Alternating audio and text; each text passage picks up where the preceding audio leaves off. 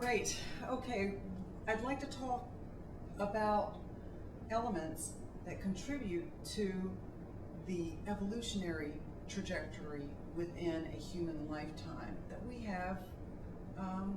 can control and get into the flow of. Physicists talk about environmental flow.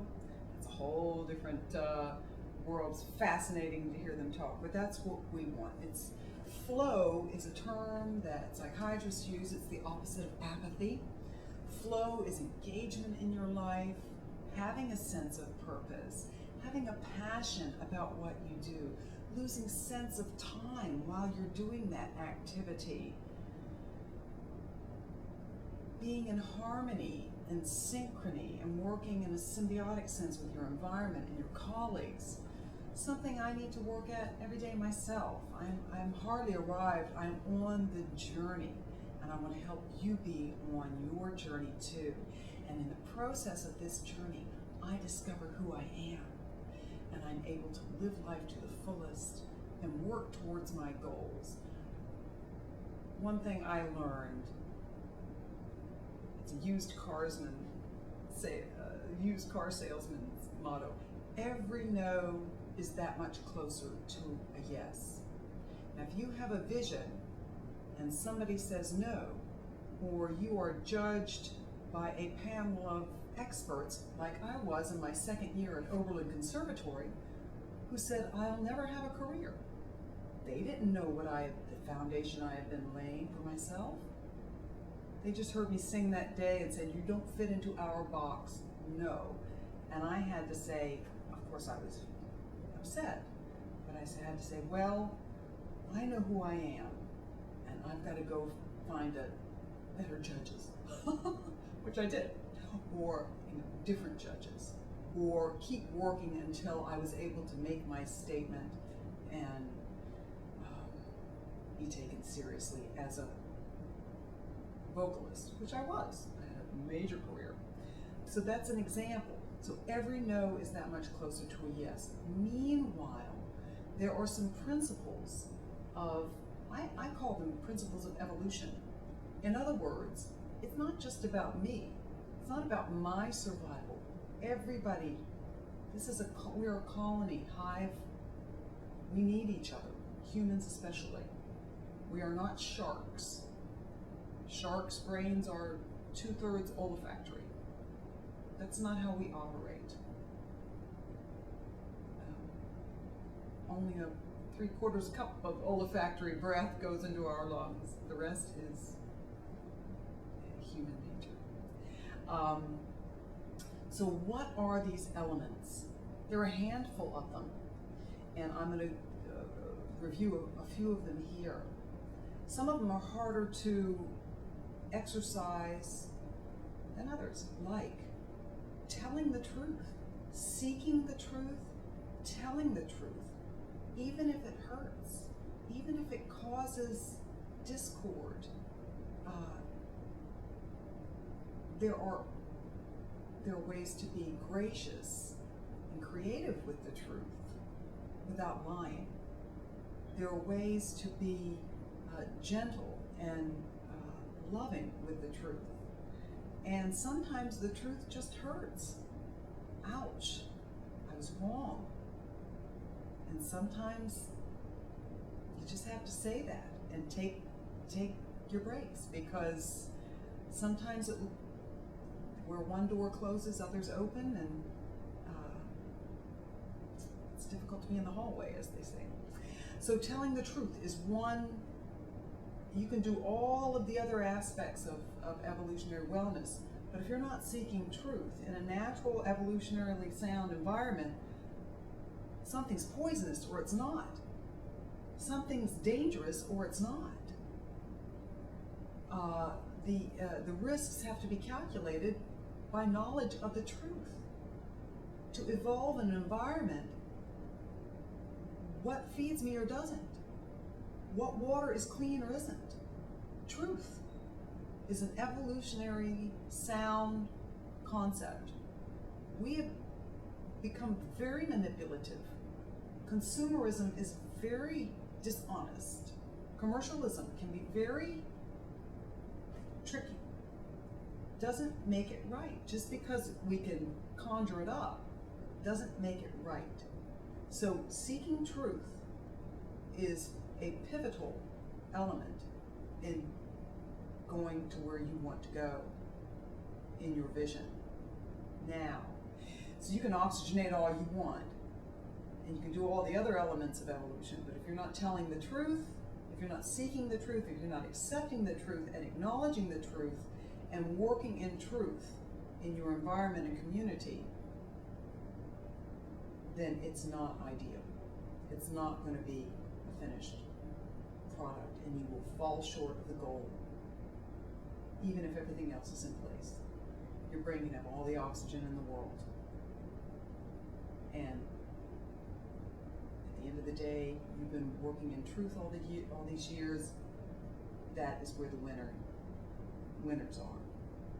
Trust me, that's it. Okay, so I'm glad I got that out of the way. Let's look at the other elements. To ensure survival of everyone else, what do we have to do? Help others. Wow, isn't it all about me? I'm sorry, it's not. I want to learn how to write. So what have I done the last few years? I love to write. I'm not a very good writer. I'm working on getting better. I am getting better.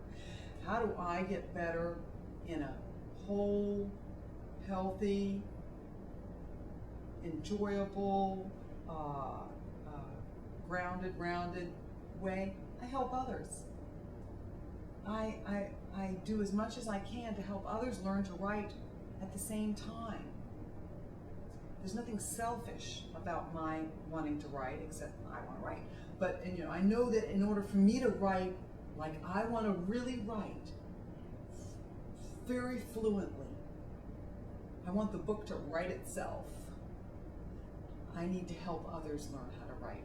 This is an odd philosophy for some, but think about it.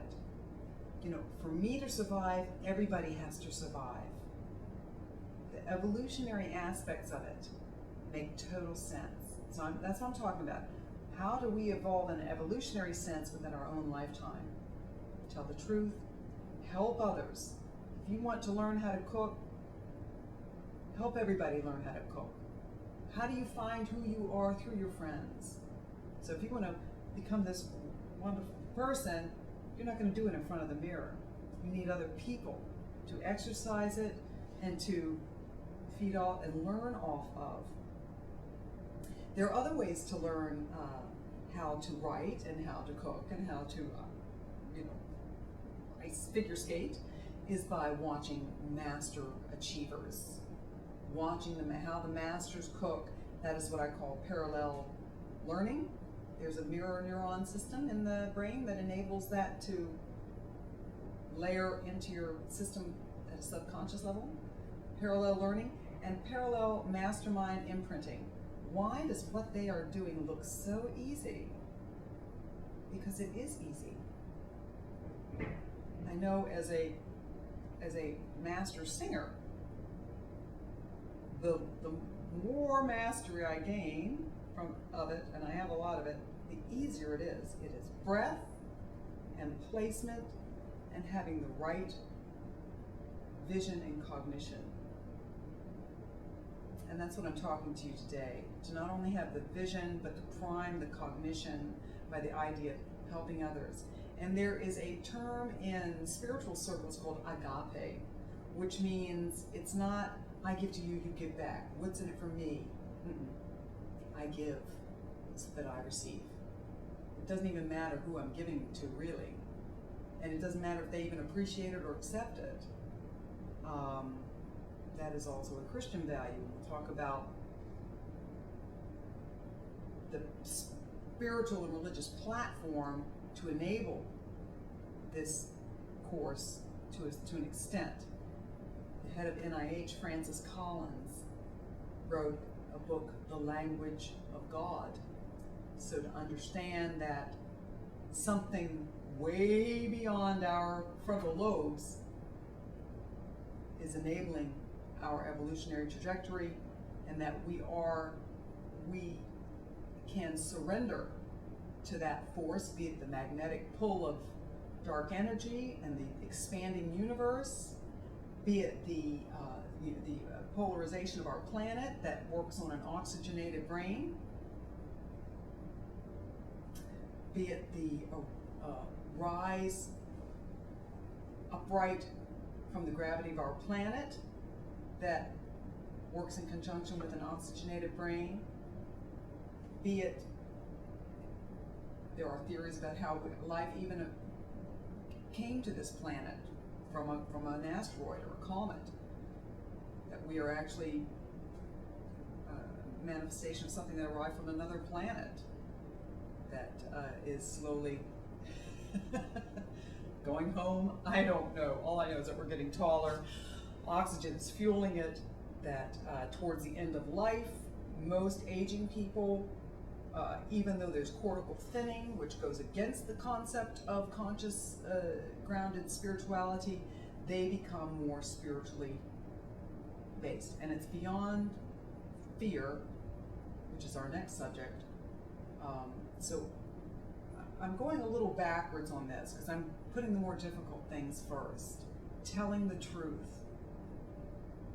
That is a challenging journey. It's easier to lie, easier to fake, easier to deny and such. It's harder to tell the truth through the trajectory of a lifetime. It's a lot of consequences. Those consequences free you to growth.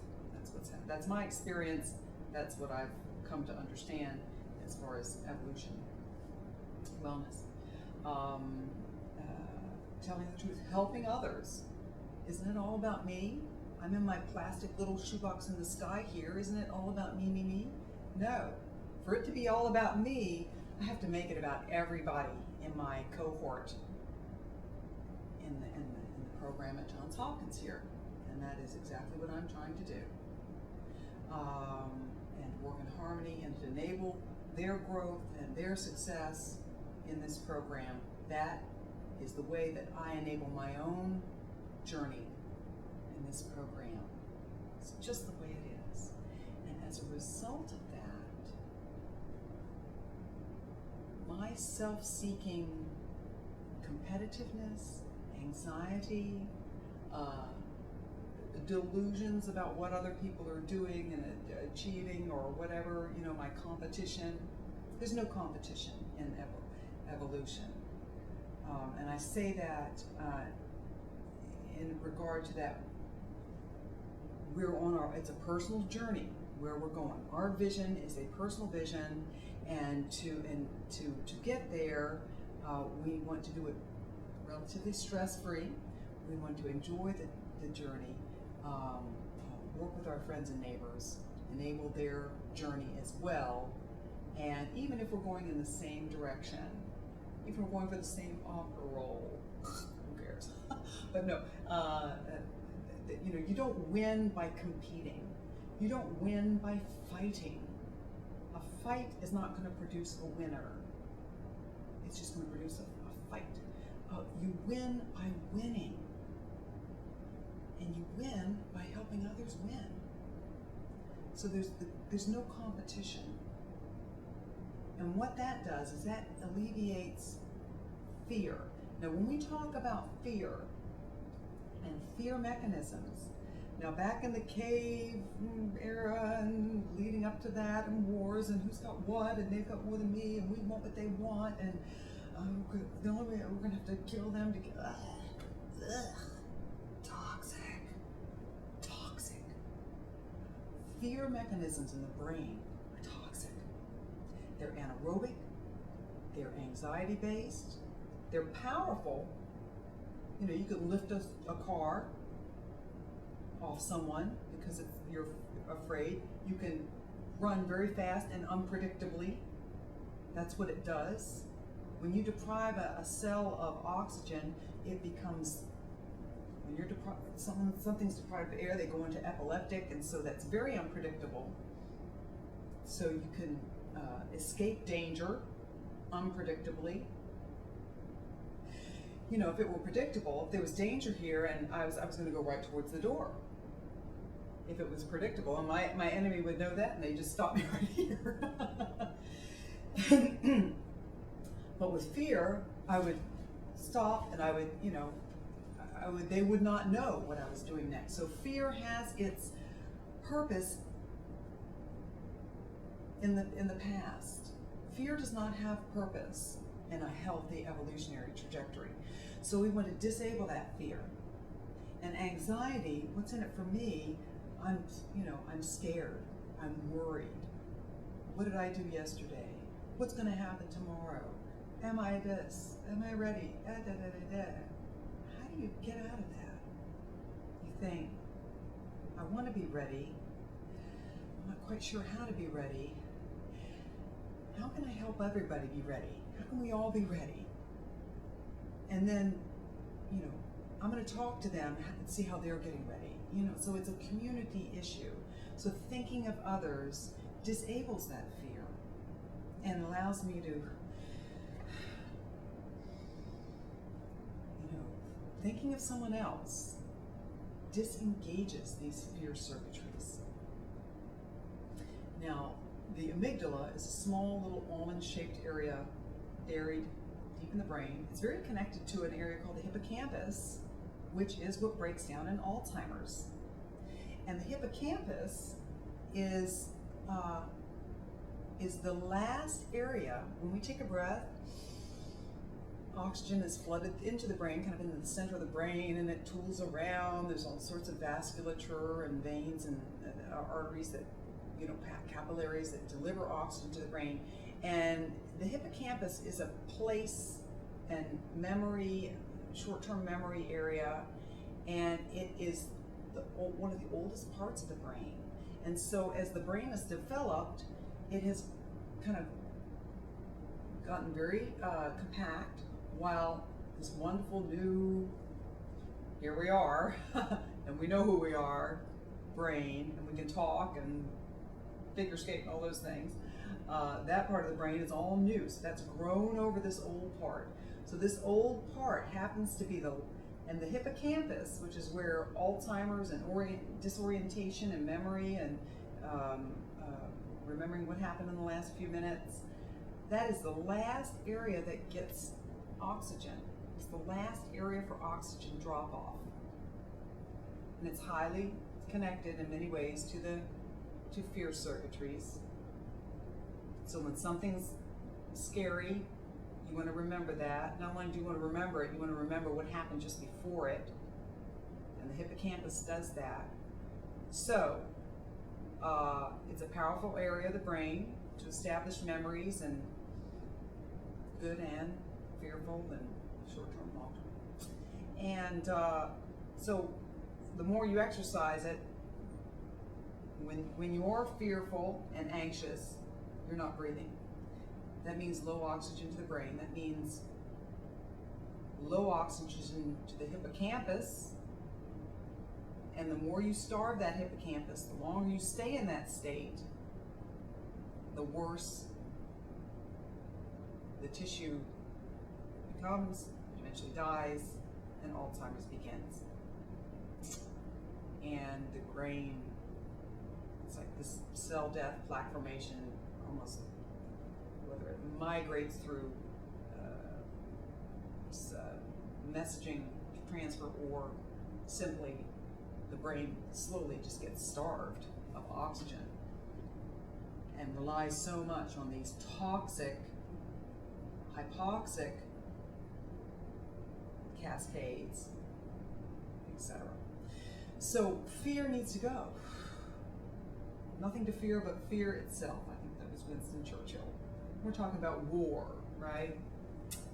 So war is something that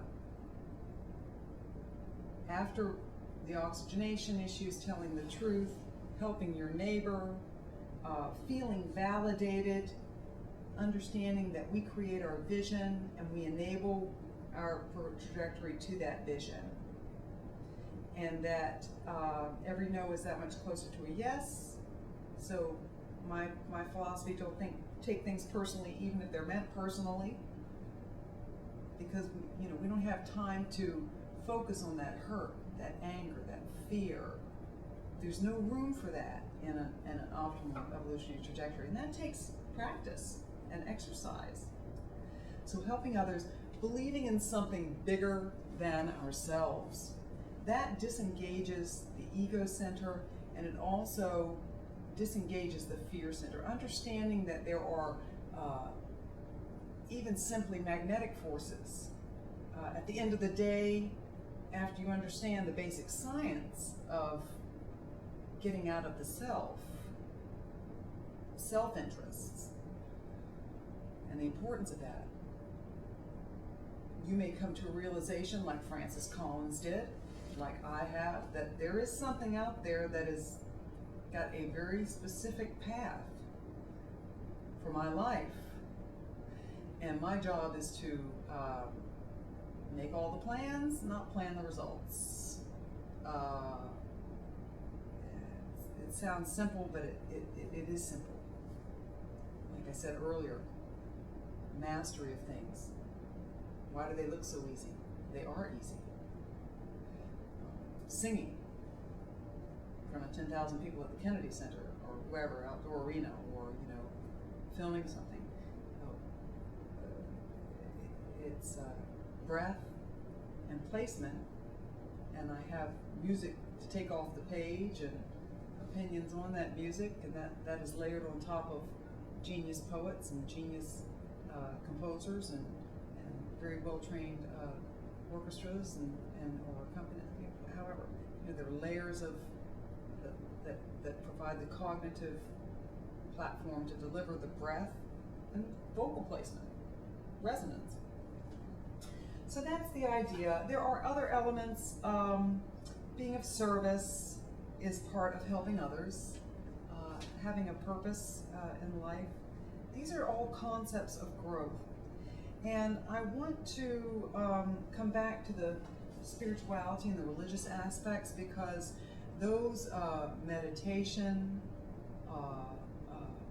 sitting, oxygenating, even putting your hands together, holding a sustained hum,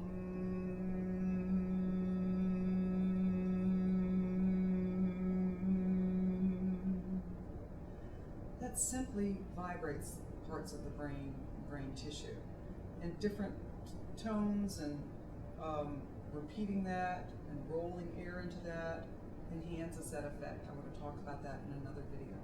So this is evolutionary steps to evolutionary wellness. I've kept it pretty simple. Tell the truth, helping others, something bigger than ourselves. If you look at brain imaging, when you believe that something bigger than us is kind of good, then that just disables the brain to go in any direction it needs to go in the conscious state. That's freedom. And the last one is goodbye fear. That doesn't mean you get to walk in front of a train or go dancing at the Grand Prix this weekend, but it means that we are safe. Our society has evolved to keep us safe. Be cautious, if necessary, prudent, I should say, and stay oxygenated as you go from A to B. All that matters is what you do in that next breath. So these are 4 basic principles that I'd like for you to think about and to slowly incorporate. As long as it took you to get away from telling the truth and helping others and da-da-da-da, it's about as long as it's going to take you to get back into telling the truth and helping others. That's my formula for it. So I really hope this helps, and it is the ticket, in my experience, to growth and wellness and purpose, and having a very happy experience. And you've helped me today by being able to share these things. These concepts and principles I could hide and tuck away and publish and keep all to my own and have my huge empire from these concepts. I've got other things that I'm pursuing as well. And so my brain is growing, developing, and so I'm freely giving, and so that I freely receive. So to look at those 4 elements, it becomes easy to exercise those elements in a community of spiritual or faith-based without being caged in by any dogma. So these concepts are kind of revolutionary in a sense, in that ironically, religion does provide a platform for great freedom, and that you go into a religious community or a spiritual community, a yoga, a community outreach, etc., and you're able to look at the truth of the environment, what's going on in other people's lives, help others, realize that something bigger than you, be it whatever you want to make it, and in that process, you're not worried about yourself. The fear is gone. You're helping others, and in helping others, you're just your breath becomes easier. And getting rid of fear, the breath becomes easier. So whether you realize it or not, at the involuntary level, you're taking more breath. But taking more breath is not, you have to have something to do on that breath. And so helping others, telling truth, being of service, letting something bigger unfold, whether it's genetic expression, unhindered genetic expression, because all your genetic expression is fueled. It's a beautiful thing. I hope these things make sense. I will come back and touch upon them. I will have another video on more specific on all of these aspects of evolutionary growth within a human lifespan. So enjoy, work on it, and let me know how it works out for you. Have a great day.